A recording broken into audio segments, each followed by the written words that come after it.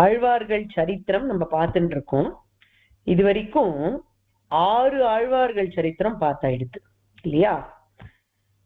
என்னென்ன ஆழ்வார்களை பத்தி எல்லாம் நம்ம பார்த்திருக்கோம் அப்படிங்கறத குவிக்கா ரிவைஸ் பண்ணினோம்னா, முதல்ல ஒரு இன்ட்ரோடக்ஷன் பார்த்தோம். ஆழ்வார்கள் யாரு, விஜாத்தியர்கள் சஜாத்தியர்கள் யாரு, அப்புறம் ஆழ்வார்கள்னு அவளுக்கு ஏன் பேரு, அவளுக்கு திவ்ய சூரிகள்னு ஏன் பேரு, அவ பாடின பிரபந்தத்துக்கு என்ன பேரு, பாடின இடங்களுக்கு என்ன பேரு, எல்லாம் பார்த்துட்டோம்.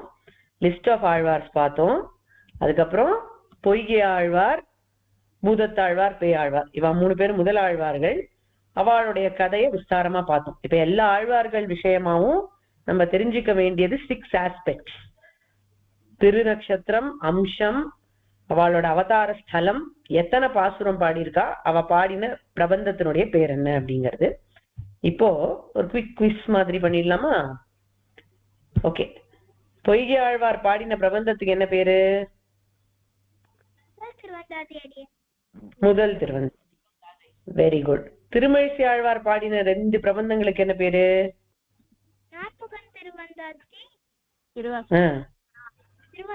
இல்ல இல்ல, நான்முகன் திருவந்தாதி கரெக்ட். இன்னொரு பிரபந்தம் பேர் என்ன? என்னம்மா கேஷா?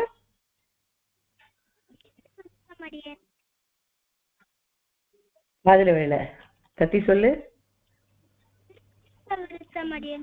திருச்சந்த விருத்தம். எக்ஸலண்ட். ஓகே. இப்ப அடுத்தது பூதத்தாழ்வார் பாடின பிரபந்தம் பேர் என்ன? ஹரிணி, கேஷவ், நீங்க 2 பேர் இல்லாம வேற யாராவது சொல்லுங்க. பூதத்தாழ்வார் என்ன பிரபந்தம் பாடினார்? கோசகன் சொல்லு.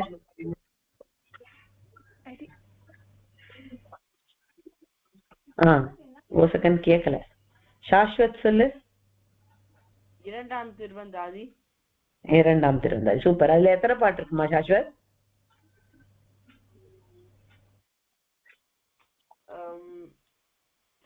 200. இல்ல கண்ணா. ஸ்ரீஷா எவ்வளவு பாட்டு இருக்கு இரண்டாம் திருவந்தாதியில?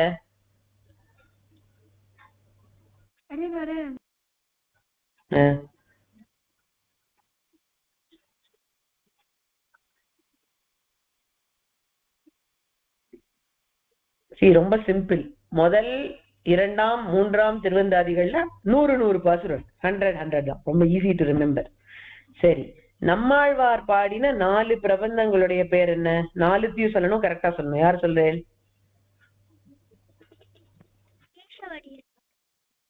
கேஷவ். கேஷவ் நீ ஆன்சர் பண்ணிட்ட, கொஞ்சம் வெயிட் பண்ணு, வேற யாரும் சொல்லலைன்னா கேட்கலாம். ஓகே, ராகவன் நீ சொல்றியா நம்மாழ்வாரோட 4 பிரபந்தங்கள் பேரு? சொல்றேன். அடியின் முதல் வந்து திருவிருத்தம், திருவாசிரியம், பெரிய திருவந்தாதி, திருவாய்மொழி. எக்ஸலண்ட். இப்ப இந்த 4த்துலயும் எத்தனை பாசுரங்கள் இருக்கு அப்படின்னு யார் சொல்றேன்? திருவிருத்தத்துல எத்தனை பாசுரம்?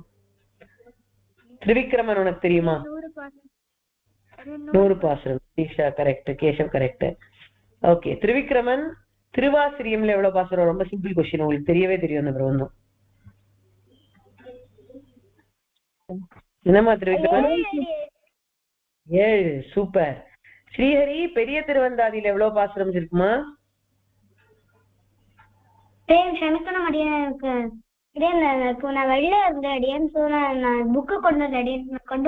No problem, no problem.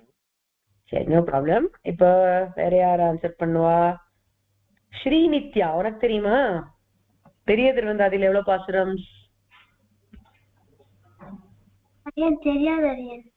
தெரியலையா? யாருக்கு தெரியும் பெரிய திருவந்தாதியில எவ்வளவு பாசுரம்? எனிபடி?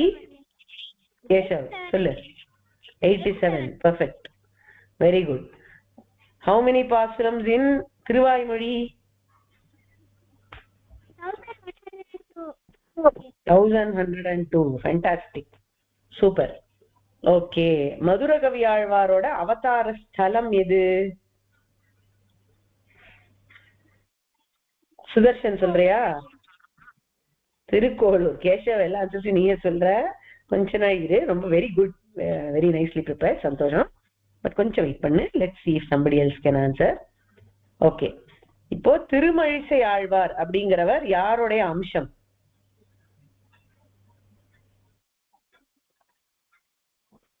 கேஷவ் செலிமிட். ஒரு நிமிஷம், ஸ்ரீஹரி சொல்றியா? சக்கரத்தாழ்வார், ஃபேண்டாஸ்டிக். அப்புறம் பேயாழ்வார் யாருடைய அம்சம்?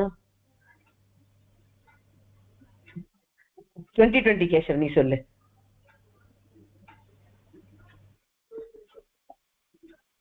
இல்லைன்னா கோதாஸ்ரீ சொல்லு. கோதாஸ்ரீ ஹேண்ட் ரைஸ் பண்ணிருக்கேன், சொல்லு கண்ணா. வெரி குட், நந்தகத்தினுடைய அம்சம். ஓகே கோதாஸ்ரீ நீயே ஆன்சர் பண்ணு. இந்த பேயாழ்வார் பண்ணின பிரபந்தத்தினுடைய பேர் என்ன?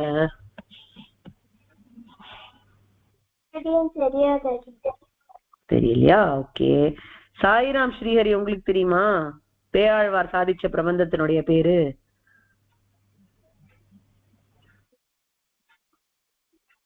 சஞ்சய்?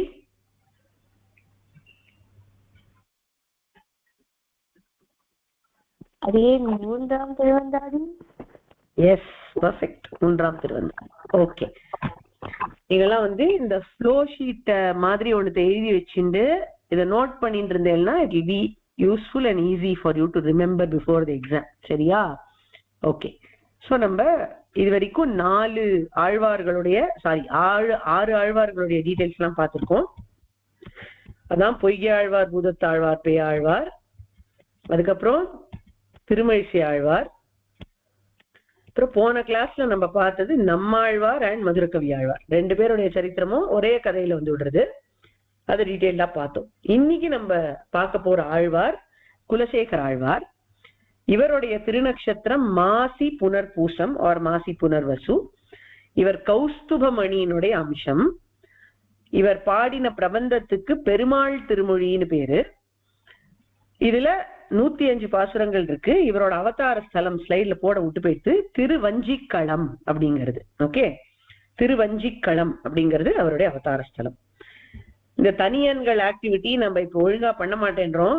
அடியன் will give you people this time.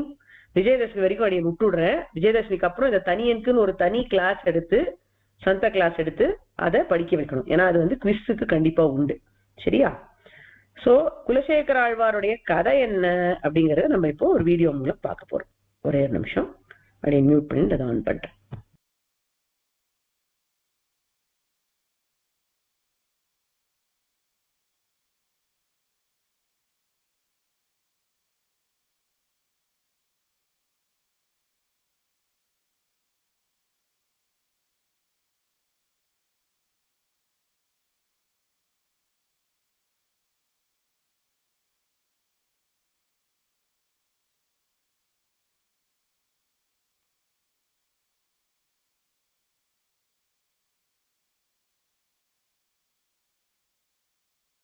Devotees of Lord Sriman Narayana, who were the incarnations of his divine weapons and divine ornaments, are known as Alvars. Today we shall see the interesting story of Kulashekara Alvar. Tiruvanjikkalam was the capital city of Cheranadu, the modern Kerala state. This was ruled by King Dridavrata once upon a time. He and his queen were devoted to Lord Sriman Narayana, and they prayed to him for a virtuous progeny. With the blessings of Lord Sriman Narayana, the queen delivered a divine child on Shukla Paksha Dwadashi of the month of Masi, when the prevailing star was Punarvasu. This was a Prabhava year. The entire kingdom rejoiced at the birth of this prince, and the parents named him as Kulashekara. Prince Kulashekara grew with devotion in his heart, which was being nurtured by the learning of scriptures. He was a great Kshatriya warrior and won the neighboring lands of Chola and Pandya kingdoms too. In due course of time, Kulashekara was married and was blessed with children too. He was an example of a person blessed with all kinds of mundane happiness. When the time came, King Dridhavrata handed over the kingdom to his son Kulashekara and went to live in the forest. Kulashekara had the knowledge of Shastras and knew that Lord Sriman Narayana was the supreme God and his blessings would ensure eternal happiness for everybody. So the king arranged for scholars to narrate stories of Lord Sri Rama to everybody in his kingdom, and he too would listen to these stories along with his subjects. One day, one of the scholars narrated the episode of Khara-Dushana Yuddha. The scholar said that Khara and Dushana came along with 14,000 Rakshasas and waged war with Rama, who went to face these Rakshasas all alone on barefoot. Listening to this, the king became so ecstatic that he said, "Alas, is there no one to help Rama? I will go immediately with my army." The king was so involved in his story that he thought that the war was happening right then. The scholar who was narrating the story understood the mindset of the king, and he told him, "Don't worry, Lord Rama single-handedly defeated all the demons, and Sita welcomed him with tears of joy in her eyes. So the battle is over and Rama is victorious." Only after hearing this, the king heaved a sigh of relief. And then he thought, who but Lord Rama has the ability to win a war like this just by being bare feet and using his bows and arrows? He has conquered the whole army of 14,000 augurs. Another day, the scholar narrated that Ravana tricked Sita and took her to Lanka, imprisoning her in the Ashokavana. King Kulashekara got so angry that he said, "How dare this Ravana do such a thing? Let me go to Lanka right now with my army and bring Sita back to Rama." In fact, this time, King Kulashekara put his words into action. He actually took his army and reached the ocean shore, ready to march across the ocean. Understanding the situation, the merciful Lord Sri Rama appeared with Sita and Lakshmana in front of King Kulashekara and blessed him and his army, telling him that the war was already fought and won by him. Kulashekara's love and devotion for Lord Rama kept on increasing, and he would not really worry about running the kingdom, which already was being administered very beautifully thanks to his virtuous nature. The king longed to visit the shrine of Srirangam. However, the king's ministers did not want him to go to Srirangam because they thought that if their king went there, he would get absorbed in the devotion of Lord Ranganatha and probably would never return back to Tiruvanjikalam. So they devised a plan so that they could prevent their king from going to Srirangam. King Kulashekara had immense respect for Vishnu Bhaktas. So every time the king started for a Sriranga Yatra, they would produce a group of Vishnu Bhaktas who would come and seek audience with the king. They would say that they wanted to meet King Kulashekara and be with him, talking about the glories of Sriman Narayana for a few days. So in this way, Kulashekara's Sriranga Yatra kept on getting postponed for a number of days. Slowly, the number of Sri Vaishnavas also started increasing in the kingdom. Since the king respected Sri Vaishnavas so much, he would listen to whatever they said. Now the ministers got worried that Sri Vaishnavas had become more important to the king than them. So they plotted against the Sri Vaishnavas and devised a plan to get rid of them. King Kulashekara had made the Sri Vaishnavas responsible for taking care of the jewelry of his personal deity, Sri Rama. The ministers made some arrangements such that a special necklace from the jewelry collection got stolen. They actually hid the necklace in some place and they informed the king that the necklace was missing, and since the Sri Vaishnavas were responsible for taking care of the jewelry, they had to be the ones who robbed the necklace. Now hearing this, the king was completely shaken. He had immense trust on Sri Vaishnavas, and he said, I am not willing to accept that Vishnu Bhaktas can steal something. In fact, I shall prove it to you all, said the king. He asked for a pot of poisonous snakes to be brought to the court, and he said, see, my ministers, I am going to put my hand inside this pot. If the necklace has been stolen by these Sri Vaishnavas, then the snakes will bite me. If not, they will not. Saying this, the king put his hand into the pot of snakes. Kudappambil kayittavan is what they describe. The court was baffled at the scene. The king then took out his hand as fresh as ever without a snake bite. The ministers were ashamed of their pettiness and they begged forgiveness of the king.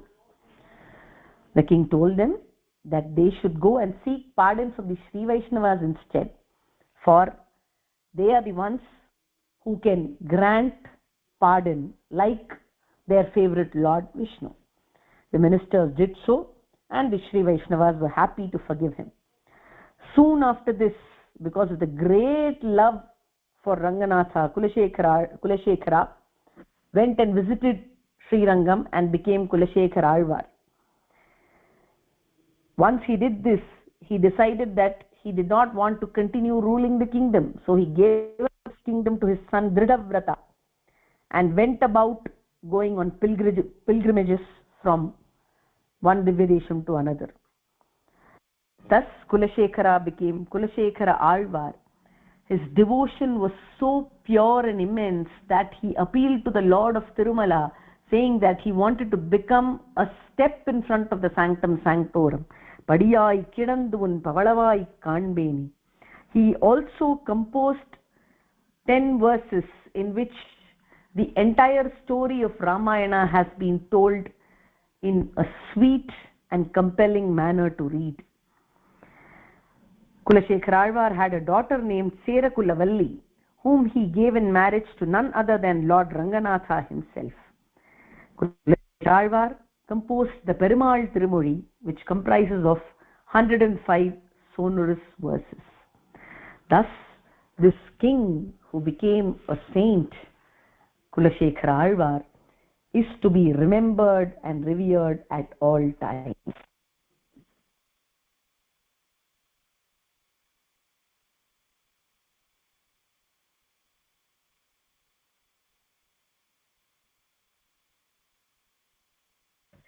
அடி so ஸ்டோரிய பார்த்தேலா கேட்டேலா? இதுல இருந்து அடி என் questions கேக்குது.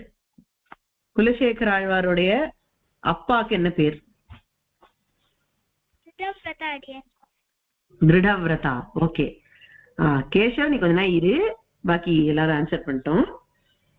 Okay. எந்த வருஷம் குலசேகர ஆழ்வார் அவதாரம் பண்ணினார்? Note பண்ணலாம். சாஸ்வத் சொல்லு. சொல்லுமா சாஸ்வத். எந்த வருஷம்னு கேட்டீங்களா? ஆமா, எந்த வருஷம்? ஓகே, கோதாஸ்ரீ நீ அன்மியூட் பண்ணியா? நீ சொல்லு. பிரபவ வருஷம். வெரி குட், பிரபவ வருஷம். எந்த மாசம், எந்த நட்சத்திரம்? யார் சொல்றேன்? ஸ்ரீநித்யா சொல்றியா? மாசி. மாசி. நட்சத்திரம்? சஞ்சய். புனர்வசு. சூப்பர். அவரோட அவதார ஸ்தலம் என்ன?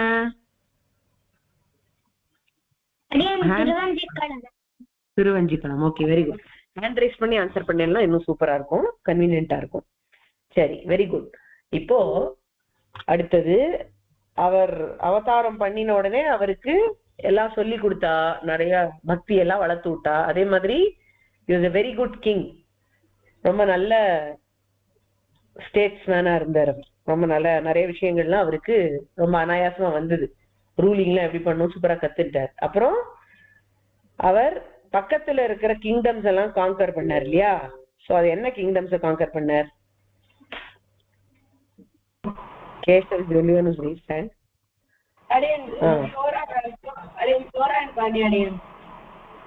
பாண்டியா. Okay good. சரி, அதுக்கப்புறம் அவருக்கு கல்யாணம் ஆச்சு. அப்புறம் அவ அப்பா அவர்கிட்ட ராஜ்யத்தை கொடுத்துட்டு கிளம்பி போயிட்டார். அதுக்கப்புறமா என்ன ஆச்சு? அதுக்கப்புறம் என்னாச்சு? அவர் கதை கேட்டாரு. ஸ்ரீ வைஷ்ணவாலாம் கதை சொல்றச்சே அவர் கதை கேட்பார். அப்போ 2 இன்சிடென்ட்ஸ் டிஸ்கிரைப் பண்ணப்பட்டிருக்கு. சோ அந்த 2 இன்சிடென்ட்ஸ் என்ன அப்படிங்கறது சொல்லணும். ஓகே, ஃபர்ஸ்ட் இன்சிடென்ட் என்ன ஹரிணி நீ சொல்லு. அதாவது கரணும் தூஷணும் வந்து 16 முகங்களை கொண்டு ராமரை வந்து ஒரு ஆளா வந்து அவரை தாக்கி இது பண்ணிட்டுங்க அப்படின்னு உபன்யாசகாலாம் சொன்னான். அது கேட்ட உடனே குலசேகர என்ன பண்ணாரு? அது கேட்ட உடனே குலசேகர ஆழ்வார் வந்து ராமரை போய் இப்படி பண்ண வர, நான் வந்து யுத்தத்துல இது போடுறதுனால அதுக்கப்புறம் என்னாச்சு, ராமரே வந்து ஒரு ஆளா வந்து 16 பேர் வந்து அழிச்சதுக்கு அப்புறம் he received a relief, இந்த மாதிரி அவர் பண்ணிட்டார் அப்படின்ட்டு. எத்தனை ராட்சசா வந்தா? 14,000 கரெக்ட், 14,000. Okay, very good. ரெண்டாவது இன்சிடென்ட் என்ன ஸ்ரீஹரி? அடியன் இப்ப வந்து அந்த வைஷ்ணவால கதை சொல்லுச்சு, இந்த ராமனை வந்து எப்படியோ ட்ரிக் பண்ணி சீதா வந்து லங்கை கூட்டுன்னு போயிட்டா இந்த இன்சிடென்ட் வந்தது அடியன். அப்ப வந்து குலசேகர ஆழ்வார் சொன்னார், நான் வந்து இப்ப என்னோட ஆர்மியில எல்லா இடத்துக்கும் போய் நான் லங்கைக்கு போய் சீதாவை திருப்பி கொண்டு வர போறேன்னு சொன்னார். அப்ப வந்து இந்த வைஷ்ணவாலாம் சொன்னா இல்ல இந்த போர் இதெல்லாம் ஆயிடுச்சு, இப்ப சீதா வந்து ராமரோட தான் இருக்கிற, இப்போ போக வேண்டாம்னு சொல்லிட்டு. இது எங்க நடந்தது?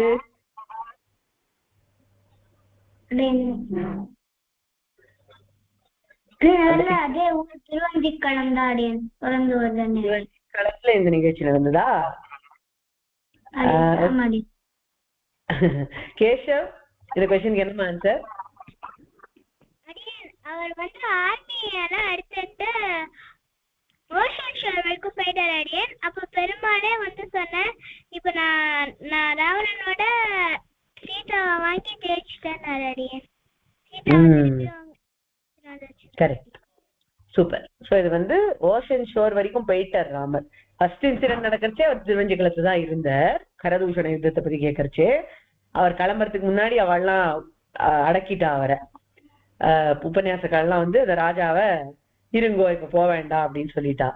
இந்த ரெண்டாவது இன்சிடென்ட் ராவணன் தூக்கின்னு போயிட்டான் அப்படின்னு கேட்ட உடனே அவரால் தாங்க முடியல. அதனால உடனே கடகடான்னு கிளம்பி ஆர்மியெல்லாம் ஆயிடுச்சுட்டு ஓஷன் ஷோருக்கே போயிட்டார். அதுக்கப்புறம் பெருமாளே வந்து இல்ல யுத்தம்லாம் ஆயிடுச்சு, நான் சீதை ஆயிடுச்சுன்னு வந்துட்டு சொன்னதுக்கு அப்புறம் தான் அவர் சரியானார். அந்த அளவுக்கு அவருக்கு பக்தி அவ்வளவு இருந்தது. அதனால கோபமும் அவ்வளவு வந்துருச்சு ராவணன் மேல. அதனால உடனே கிளம்பிட்டேன். சரி, இதுக்கப்புறம் அவருக்கு ஸ்ரீரங்கம் போகணும் அப்படின்ற ஆசை இருந்தது. ஸ்ரீரங்கம் போறதுக்கு அவர் ஆசைப்படுறாருன்னு தெரிஞ்ச உடனே மினிஸ்டர்ஸ் எல்லாம் அதை வந்து தடுக்கணும்னு நினைச்சா. ஏன் தடுக்கணும்னு நினைச்சானா, இவர் இவ்வளவு நல்ல ராஜாவா இருக்கார், இந்த நல்ல ராஜா கிளம்பி போயிட்டாருன்னா அப்புறம் யார் ரூல் பண்ணுவா கிங்டம் எல்லாம் நல்லபடியா? அதனால இவர் இங்கேருந்து போக கூடாது. இவர் போனார்னா திருப்பி வேற வரமாட்டாருன்னு தோன்றது. ஏன்னா இவருக்கு ரொம்ப பக்தி ஜாஸ்தியா இருக்கு. ஸ்ரீரங்கத்துக்கு போயிட்டாருன்னா மேபி அவர் திருவஞ்சிக்களத்துக்கு திருப்பி வராமையே இருக்கலாம். அதனால இவர் அலோவ் பண்ணக்கூடாது போறதுக்கு அப்படின்னு நினைச்சா. அதுக்காக என்ன பண்ணா வாழலாம்? சாஸ்வத் ஒரே நிமிஷம், சாஸ்வத் ஹேண்ட் ரைஸ் பண்ணிருக்கா. சொல்லுமா சாஸ்வத். அது ஸ்டாப் பண்ணதுக்காக இந்த ஸ்ரீ வைஷ்ணவால அனுப்பினாங்க. ஸ்ரீ வைஷ்ணவால அனுப்பினா, சூப்பர். அப்புறம் என்னாச்சு? ஸ்ரீநித்யா ஸ்ரீ வைஷ்ணவால அனுப்பினா. ஸ்ரீ வைஷ்ணவால தான் அந்த பெருமாளுடைய ஜுவல்ஸுக்கு இன்சார்ஜா போட்டார் குலசேகர ஆழ்வார். எவ்ரி டைம் அவர் ரங்க யாத்திரைக்கு போகணும்னு நினைக்கும் பொழுதெல்லாம் புதுசா ஸ்ரீ வைஷ்ணவால கூட்டின்னு வருவா இந்த மினிஸ்டர்ஸ் எல்லாம். அதனால ஸ்ரீ வைஷ்ணவா பாப்புலேஷன் ரொம்ப பெருகிட்டவா ஊர்ல. ராஜாக்கோ ஸ்ரீ வைஷ்ணவால கண்டா அவ்வளோ பிடிச்சிருக்கு. அதனால அவ என்ன சொன்னாலும் கேட்கணும் அப்படின்னு நினைக்கிறார் அவர். அவாகிட்டே அவரோட மோஸ்ட் பிரைஸ்ட் பொசிஷனான ராமருடைய ஜுவல்லரிய இன்ட்ரெஸ்ட் பண்ணிட்டார். நீங்க தான் பாத்துக்கணும் அதை பத்திரமானு. அப்போ என்ன நடந்தது, மினிஸ்டர்ஸ்க்கெல்லாம் ரொம்ப ஜெலசி வந்துருச்சு. அப்புறம் என்னாச்சுமா ஸ்ரீநித்யா? அதே அதுக்கப்புறம் மினிஸ்டர்ஸ் வந்து அந்த ஜுவல்லரி பாக்ஸ்ல இருந்து ஒரு காஸ்ட்லியான ஜுவல்லரி எடுத்து எங்கேயோ ஒழிச்சு வச்சுட்டாரு. அதுக்கப்புறம் அந்த ஒரு நாள் அந்த ஜுவல்லரி பாக்ஸ் திறந்து பாக்கச்சு, அதுக்கப்புறம் ராஜா கிட்ட போய் சொன்னாங்க ஒரு காஸ்ட்லியான நெக்லஸ் தொலைஞ்சு போயிடுச்சுன்னு சொல்லிச்சு. அவர் வந்து கோவப்பட்டு ஸ்ரீ வைஷ்ணவாக்கு அப்ரூவ் பண்ற அப்படின்னு சொல்லி ஒரு பானை ஃபுல்லா வைஷ்ணவ பாம்பு எடுத்து சொன்னாரு. அவர் சொன்னாரு ஸ்ரீ வைஷ்ணவால எடுத்தாருன்னா என் கைய அந்த பாம்பு கடிக்கும், அவங்க எடுக்கலன்னா பாம்பு கையில கடிக்கான்னு சொல்லி அந்த பானைக்குள்ள கைய விட்டாரு. ஆனா பாம்பு கடிக்கல. அதனால அவர் வந்து கண்டுபிடிச்சிட்டாரு மினிஸ்டர்ஸ் தான் ஒழிச்சு வச்சிருக்காங்க. Okay, super. சோ குலசேகர ஆழ்வாருக்கு ஸ்ரீ வைஷ்ணவா மேல அவ்வளோ அபாரமான நம்பிக்கை. அவ தப்பு பண்ணிருக்க மாட்டா அப்படின்னு சொல்லி ஒரு சபதம் பண்ணி அந்த குடப்பாம்புல கையிட்டார். பாம்புகள்லாம் ஆப்வியஸ்லி அவரை கடிக்கல, ஏன்னா ஸ்ரீ வைஷ்ணவாள்லாம் நல்லவா, அவள்லாம் திருடல, அது ப்ரூவ் ஆயிடுச்சு. அதுக்கப்புறம் என்னாச்சுங்கிறத ரொம்ப important take away from the story. அதுக்கப்புறம் என்னாச்சு, கோதாஸ்ரீ என்னவாச்சு அப்புறம்?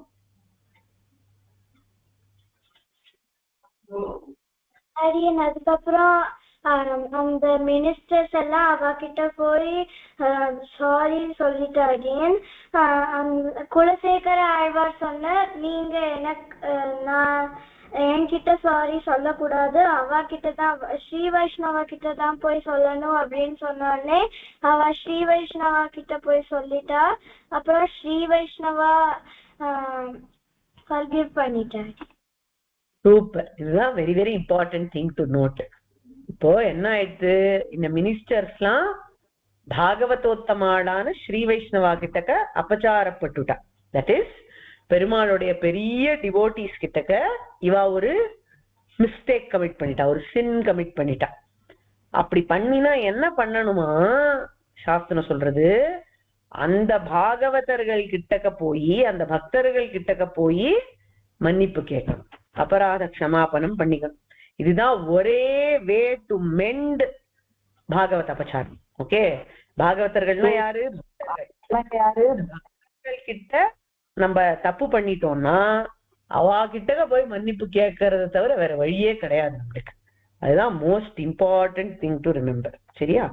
ஓகே, அனந்தன் சேஷஸ்ரீ என்ன விஷயமா, எதுக்குமா நீங்க அன்மியூட் பண்ணேன், சொல்லணுமா?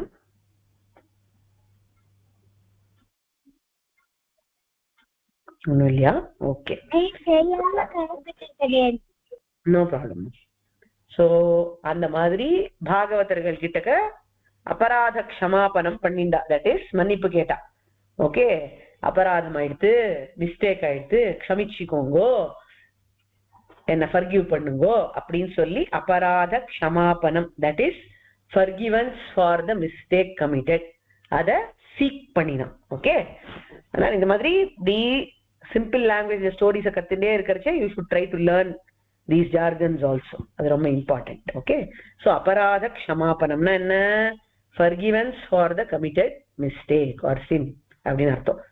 அது பாகவதர்கள்ட்ட அபச்சாரப்பட்டா, டிவோட்டிஸ் கிட்டக்க மிஸ்டேக் பண்ணினா அதே பாகவதர்கள் கிட்டக்க போய் அபராத க்ஷமாபனம் பண்ணிக்கணும். அதே டிவோட்டிஸ் கிட்டக்க போய் அந்த மிஸ்டேக்கு forgiveness கேட்கணும். சரியா? இதுதான் மோஸ்ட் இம்பார்ட்டன்ட் டேக்அவே ஆச்சு. இதுக்கப்புறம் என்னாச்சு, என்ன பண்ணார் குலசேகர ஆழ்வார், கிளம்பி ஸ்ரீரங்கம் போயிட்டார். ஸ்ரீரங்கம் போனவர் தான், அதுக்கப்புறம் அவருக்கு திரும்பி வர மனசே இல்லை. அவர் சரி ராஜ்யத்தை இனிமே அவரோட பிள்ளை கொடுத்துடலாம் அப்படின்னு சொல்லி, பிள்ளைக்கும் திருடவரத்தன் தான் பேரு, தாத்தா பேரை வச்சிருக்கா.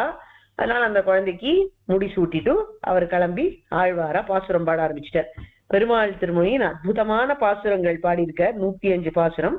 இப்ப இந்த வீடியோல இல்லாத சில விஷயங்களை சொல்றேன். இவர் ராமாயணத்துல ரொம்ப ஈடுபட்டவர் இல்லையா, அதனால பெருமாள் திருமொழியினுடைய கடைசி 10 பாசுரங்கள் ராமாயணத்தினுடைய சுருக்கம். அது குலசேகர ராமாயணம்னே சொல்லுவார்த்த. Last decade of Perumal Thirumozhi is Kulasekara Ramayanam. இதை எழுதி வச்சுக்கோங்க, குவிஸ்ல வரலாம். அதே மாதிரி தசரதர் புலம்பல் அப்படின்னு ஒரு பதிகம் எழுதியிருக்கார் குலசேகர ஆழ்வார். இதையும் நீங்க நோட் பண்ணிக்கலாம். தசரதர் புலம்பல்னா என்னன்னா, ராமர் காட்டுக்கு போனாரோ இல்லையோ, அவர் போனதுக்கு அப்புறம் காட்டுல என்ன கதை நடந்தது, குகனை பார்த்தார், அந்த கதையெல்லாம் நம்மளுக்கு தெரியும். அப்புறம் பின்னாடி இந்த பேலஸ்ல என்ன நடந்தது அப்படின்னு கேட்டா, தசரதர் சோகமாயிட்டார், அவர் உயிரை விட்டுட்டார் அப்படின்னு தான் இருக்கு இல்லையா கதையில. மெயின் கதையில வால்மீகி ராமாயணத்துல அப்படிதான் இருக்கு. ஆனா அவரோட உயிர் போறதுக்கு முன்னாடி ராமன் காட்டுக்கு கிளம்பின உடனே அந்த டைம் பீரியட் இருக்கும் இல்லையோ, அந்த டைம் பீரியட்ல தசரதர் எப்படிலாம் நினைச்சார், அவரோட மைண்ட் எப்படி இருந்தது அப்படின்னு அந்த சமயத்துல அவருடைய ஸ்டேட் ஆஃப் மைண்ட மனசுல வச்சுண்டு ஆச்சரியமா ஒரு பதிகம் பாடியிருக்கார். அதுதான் தசரதர் புலம்பல் அப்படிங்கிற பதிகம். அதே மாதிரி பெருமாளுக்கு தாலாட்டு பாடியிருப்பாளோ இல்லையோ கௌசல்யா தேவி. ராமர் பிறந்த உடனே அவருக்கு லல்லபி பாடி தூங்க வச்சிருப்பா. எல்லா அம்மாக்களும் பண்ணுவா இல்லையா, குழந்தைகளை தூங்க வைப்பா பாட்டு பாடி. அந்த மாதிரி கௌசல்யா தேவி தாலாட்டு பாடினதா நினைச்சுண்டு ஒரு பதிகம் பாடியிருக்க.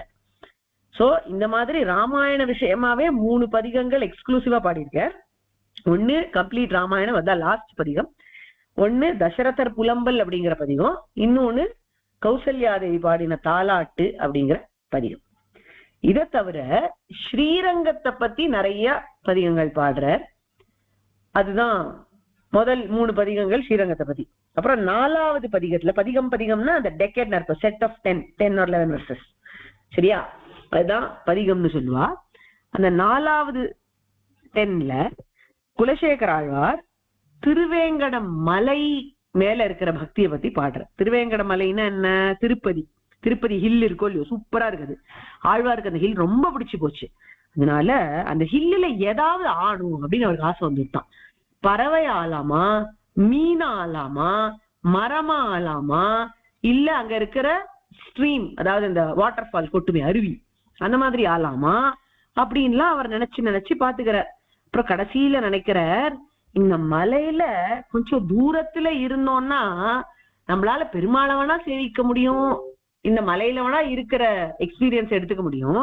ஆனா பாகவதர்கள்லாம் நம்மளோட எப்படி சம்பந்தப்படுவா, திருமலைக்கு வர ஒரு பாகவதரும் என்னோட சம்பந்தம் உடையவாளா இருக்கணுமே, அதுக்கு என்ன வழி அப்படின்னு யோசிச்சார். அப்பதான் நினைச்சார், பெருமாள் சந்நிதிக்கு எதிர இருக்கிற ஸ்டெப்பா நம்ம மாறிட்டோம்னா, படியா நம்ம மாறிட்டோம்னா, அப்போ எல்லா பாகவதாலும் அந்த படி மேல காலை வச்சுட்டு போவாளே அப்படின்னு நினைச்சுண்டு, படியாய் கிடந்துன் பவளவாய் காண்பேனே அப்படின்னு சொல்லி படியாவே மாறணும்னு ஆசைப்பட்டாராம். அதனாலதான் இப்ப கூட திருமலையில குலசேகர படி அப்படின்னு ஒண்ணு சொல்லுவா. அந்த குலசேகர படி பர்யந்தம் சில சமயத்துல நம்மளுக்கு சேவைக்கு விடுவா திருமலையில. மோஸ்ட் ஆஃப் த டைம் விடமாட்டா, ரொம்ப தள்ளில இருந்தே நம்மள அமுச்சு விட்டுடுவா. பட் அங்க குலசேகர படின்னு இருக்கு. சில பக்தாளுக்கெல்லாம் அவ்வளவு கிட்ட போய் சேவிக்கிற பாக்கியமும் கிடைக்காது. சோ அந்த மாதிரி எல்லாம் ஆசைப்பட்டார் அவர் திருமலையில ஏதாவது ஆகணும் அப்படின்னு. அதே மாதிரி இன்னொரு பதிகம் பாடும் பொழுது தேவகி புலம்பல் அப்படின்னு ஒண்ணு பாடுற. இப்ப என்ன ஆயிடுத்து, கிருஷ்ணரை கோகுலத்துக்கு கொண்டு போய் விட்டுட்டார் வசுதேவர். கிருஷ்ணர் சேஃப் ஆயிட்டார். பட் இப்ப தேவகி கிட்ட குழந்தை இல்லையோ, அப்ப தேவகியினுடைய மனசு எப்படி இருந்திருக்கும் அப்படின்னு நினைச்சு தேவகி புலம்பரா மாதிரி ஒரு பதிகம் பாடிது. சோ இதெல்லாம் very beautiful aspects of Perumal Thirumozhi. அதாவது இந்த மாதிரி இமேஜினேஷன்ஸ் எல்லாம் ஆழ்வார்களுக்கு தான் வரும். இது இமேஜினேஷன் கூட கிடையாது, இது ஒரு டிவைன் எக்ஸ்பீரியன்ஸ். பெருமாள் அவளுக்கு உணர்த்தறார், இந்த மாதிரி ஒரு ஸ்டேட்ல இருந்திருப்பா, அந்த சமயத்துல என்னோட பக்தாள்லாம், அந்த சமயத்துல இருந்த தேவகிங்கிற பக்தையோ தசரதருங்கிற பக்தரோ என்ன பாடுபட்டிருப்பா மனசுல அப்படிங்கிறது உலகத்துக்கு தெரியணும் அப்படிங்கிறதுக்காக இந்த ஆழ்வார் மூலமா இந்த பதிகத்தை ரொம்ப அழகா பாட வச்சிருக்கேன். சோ இது எதுவுமே இப்ப அடியன் சொன்ன எதுவுமே வீடியோல கிடையாது, எல்லாமே important information. I hope you have noted it down. அப்படி நோட் பண்ணிக்கலன்னா ஏதாவது டவுட் இருந்தா கேளுங்கோ, திருப்பி சொல்றேன். இல்ல மறுபடியும் ரிவைஸ் பண்ணும்பொழுது செஷனை போய் ஒரு தடவை கேளுங்கோ, அப்போ கட்டாயம் வரும். இது ஃபைனல் எக்ஸாமுக்கு, குவிஸுக்கு எல்லாமே இம்பார்ட்டன்ட். சரியா? ஓகே. சோ அதுக்கப்புறம் என்னாச்சு, அவர் ஸ்ரீரங்கத்திலேயே இருந்தார், ஆழ்வாரா இருந்தார். அவருக்கு ஒரு பொண்ணு சேரக்குலவல்லி நம்மளுக்கு பேரு. அவளை ரங்கநாதருக்கே கல்யாணம் பண்ணி கொடுத்தார். எப்படி பெரிய ஆழ்வார் ஆண்டாளை கல்யாணம் பண்ணி கொடுத்தாரோ அதே மாதிரி குலசேகர ஆழ்வாரும் இந்த சேரக்குலவல்லிய கல்யாணம் பண்ணி கொடுத்தார். சரியா? So that is all about Kulasekhara Alwar story. அவருக்கும் தனியன் இருக்கு, தனியன் பை ஹார்ட் பண்ணும். As I said we will do the தனியன் செஷன்ஸ் செப்பரேட்லி. அது ஒரு கிளாஸாவே பண்ணுவோம் நம்ம.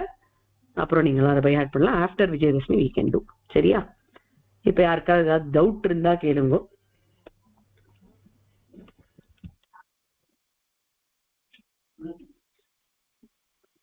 டவுட் இருக்காமா யாருக்காவது?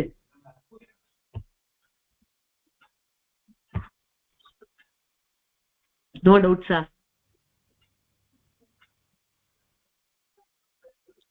சரி, ரொம்ப கிளியரா இருக்கு போல டிசிஷன். சரி, யாருக்கு எதுவும் டவுட் இல்லைன்னா இதோட இந்த செஷனை முடிச்சுக்கலாம். நம்ம நெக்ஸ்ட் ஆழ்வார் கதை நம்ம பார்க்க போறது பெரிய ஆழ்வார் கதை. அது ரொம்ப இன்ட்ரெஸ்டிங்கா இருக்கும். ஸோ யாராவது இந்த ஆக்டிவிட்டியை பண்ணிட்டு இருக்கேளா? இந்த ஆழ்வார் டீடைல்ஸ் எல்லாம் பென் டவுன் பண்ண சொன்னேன்.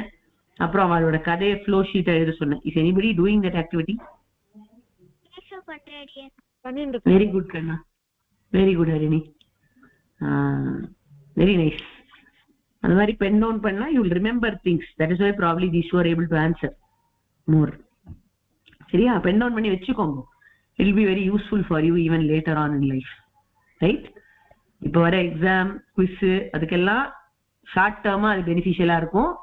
அதை வச்சுட்டேன்னா அப்புறம் நாளை பின்ன என்னைக்கா ஒரு நாள் ஆஃப்டர் ஃபியூ இயர்ஸ் திறந்து பார்க்கறச்சு you will feel great about it.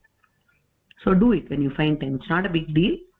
நம்ம it hardly take 10 minutes for Alwar. சரி, நம்ம நீ பண்றியா? அடே நான் வந்து என்னோட புக்ல வந்து நான் டேபிள் போட்டு வச்சிருக்கேன். அடே வைரி ஆழ்வார், பூதத்தாழ்வார் அப்படி.